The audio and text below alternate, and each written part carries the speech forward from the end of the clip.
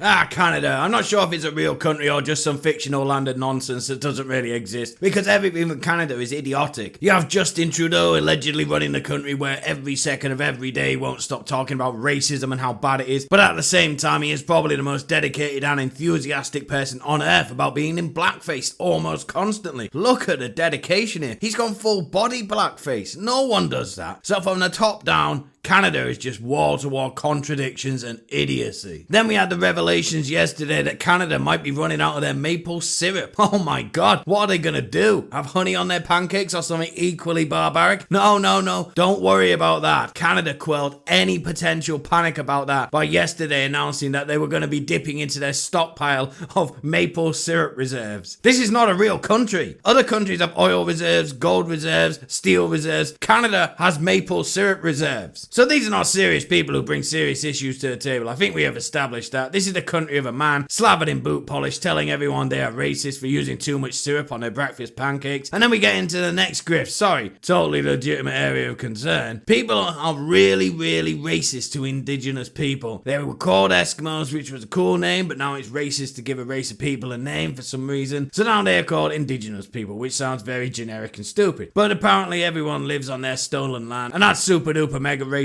I'm sure you know all about that in America after Thanksgiving, after the yearly ranting to ravings about America being built on stolen land, blah blah blah blah blah. It's weird how none of these people who complain about the stolen land meme, all woke white women by the way, finish their complaining by saying, to combat this atrocity I won't shut up about, I'm going to donate my house that was built on stolen land back to the Indians and move back to where I'm from, England, and I apologize for ever living in your country. It's funny that, isn't it? It's almost like it's a pathetic virtue signal and they don't care at all, isn't it? Anyway, there's this totally indigenous chick in Canada called Carrie Bourassa, and she is Canada's top voice for indigenous health. She's a professor on Eskimo health and has a government job working alongside Captain Blackface in the name of indigenous people's well-being. Oh wow, I bet I feel real secure with these big brains in charge of them. And she knows their pain. Here's her describing how she's been racially abused for being so indigenous. Fortunately, many people that access healthcare feel stigmatized. They might experience racism